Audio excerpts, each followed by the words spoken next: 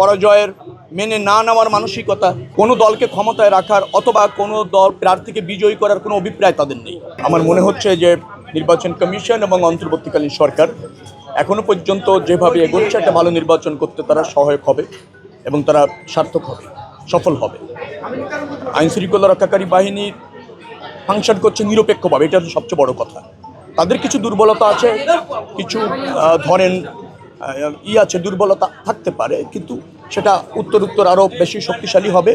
প্রচার পরিচালনা যত এগিয়ে আসবে, নির্বাচন যত ঘনিয়ে আসবে, তাদের তৎপরতাও বাড়বে, তাদের দায়িত্বও বাড়বে। আমার কাছে মনে হচ্ছে যে একটা ভালো নির্বাচন করতে সক্ষম হবে। না, আমি সেরকম মনে করছি না। আমি মনে করছি সব দল, সব প্রার্থী সমান সুযোগ পেয়ে ইতিমধ্যে নির্বাচনে যুক্ত হয়েছে।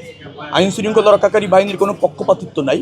তাদের কিছু দুর্বলতা থাকতেই পারে, কারণ একটা সংকটকালীন সময় নির্বাচন, এই অন্তর্বর্তীকালীন সরকারের কিছু সীমাবদ্ধতাও ছিল। তারা সেই জায়গা থেকে উত্তরণ করে একটা ভালো নির্বাচন করতে চলেছে। সব দল সমান সুযোগ পাচ্ছে। আবার সবচেয়ে বড় কথা হচ্ছে অন্তর্বর্তীকালীন সরকার এবং নির্বাচন কমিশন পক্ষপাতহীন আচরণ করছে। কোনো দলকে ক্ষমতায় রাখার অথবা কোনো দল প্রার্থীকে বিজয়ী করার কোনো অভিপ্রায় তাদের নেই। যদি কোনো ব্যর্থতা থাকে সেটা সবার জন্যই ব্যর্থতা, যদি সফলতা থাকে সেটা সবারই সফলতা। এটা রাষ্ট্রের একটা সফলতা হিসেবে, রাষ্ট্রের একটা দায়িত্ব হিসেবে আমরা মনে করছি। রাজনৈতিক দল হিসেবে আমাদের সহযোগিতা করার প্রয়োজন আছে। বিএনপি সেই কাজটি করছে, আর এই দলের একজন প্রার্থী হিসেবে আমিও সেই কাজটি করছি। শুধু অভিযোগ অথবা ধরেন পরাজয়ের মেনে না নেওয়ার মানসিকতা, আপনি আইন শৃঙ্খলা রক্ষাকারী বাহিনী ফাংশন করবে, কিন্তু আপনি সমান উইনিং ভোটের নিশ্চয়তা তো পাবেন না।